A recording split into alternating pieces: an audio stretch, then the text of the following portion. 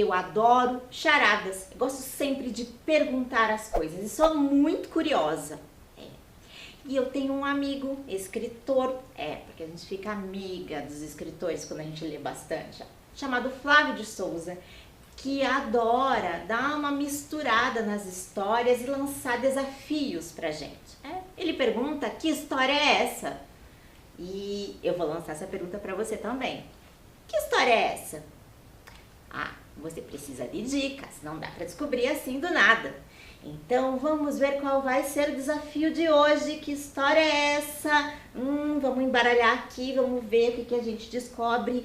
Opa, a gente tem aqui o título da história, mas você sabe que o título tá todo embaralhado, porque a gente precisa descobrir que história é essa. E a história de hoje, então, é essa aqui: Tonia e Ropoff. Você sabe que história é essa? Bom, tente desembaralhar as letras aí na sua cabeça enquanto eu te conto a história.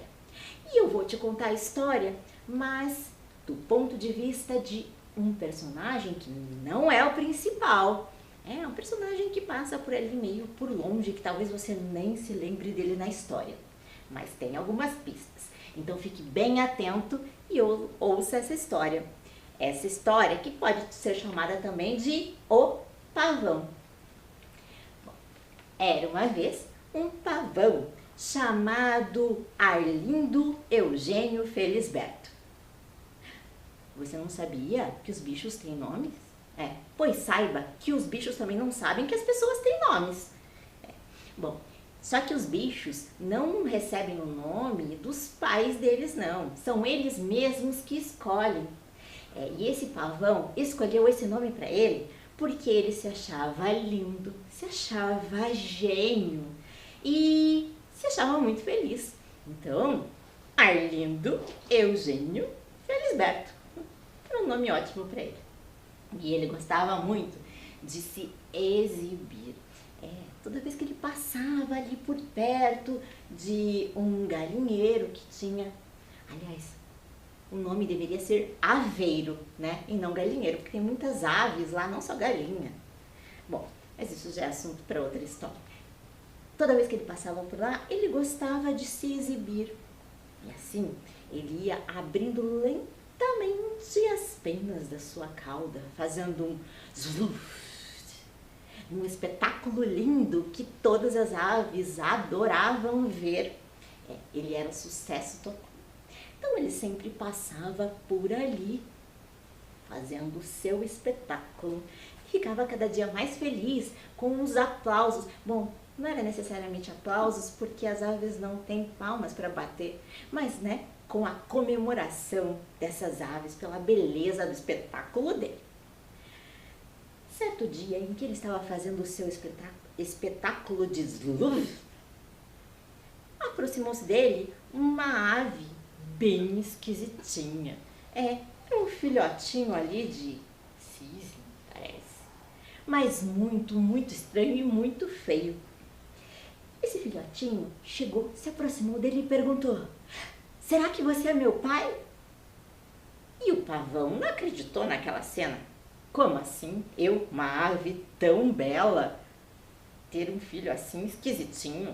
Não pode ser. Não pode ser.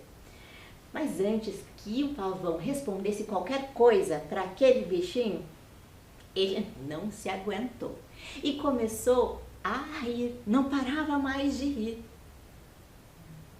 E o filhotinho lá de cisne até saiu de perto, meio triste, porque pelo visto não era a primeira vez que aquilo acontecia com ele, não. Ele se sentiu muito rejeitado, porque ele era muito feio perto de todos os outros.